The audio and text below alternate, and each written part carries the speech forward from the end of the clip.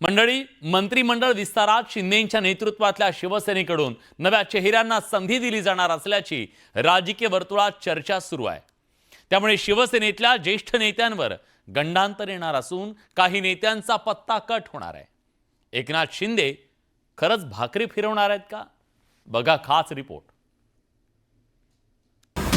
शिवसेनेत नव्यांना मंत्रिपदाची संधी।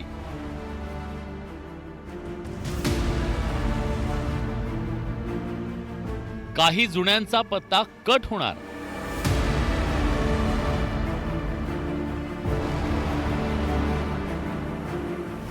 राज्य मंत्रिमंडळ विस्ताराच्या तोंडावर राजकीय चर्चांना उधाणार।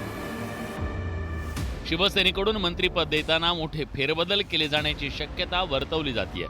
यावेळी नव्या चेहऱ्यांना पसंती दिली जाणार असल्याची राजकीय वर्तुळात चर्चा आहे।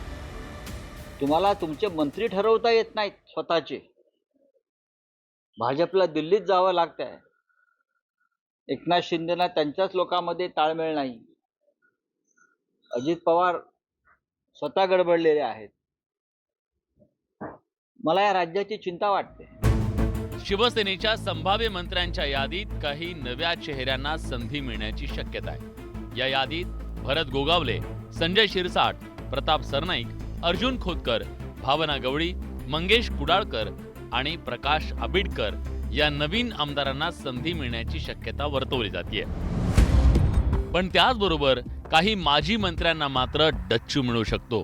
त्यात आहेत संजय राठोड, अब्दुल सत्तार आणि दीपक केसरकर या आमदारांना यावेळी मंत्रिपदाची संधी मिळण्याची शक्यता कमी असल्याचं राजकीय सूत्रांचं म्हणणं आहे। आता पत्ते काय, ज्याचे पत्ते पडले तो मंत्रिमंडळात जाणार, ज्याचे पत्ते पडत नसणार ते मंत्रिमंडळात जाणार नाही। कोणाची लॉबिंग चालते, कोणाची लॉबिंग चालत नाही, कोणाला कोण त्यांना फायद्याचं आहे आणि कोण नाही आहे, हे अशा अनेक समीकरणातून जे आहे ते मंत्रिमंडळ बनेल। आता शिंदेंना आणि अजित पवारांना काही से थोडी आहे। तिकडे या मंत्रिमंडळ विस्तारात उदय सामंत आणि शंभूराज देसाई, दादा भुसे यांची मात्र नावं निश्चित मानली जात आहेत, तर गुलाबराव पाटील आणि तानाजी सावंत यांची नावं काठावर असल्याची चर्चा आहे।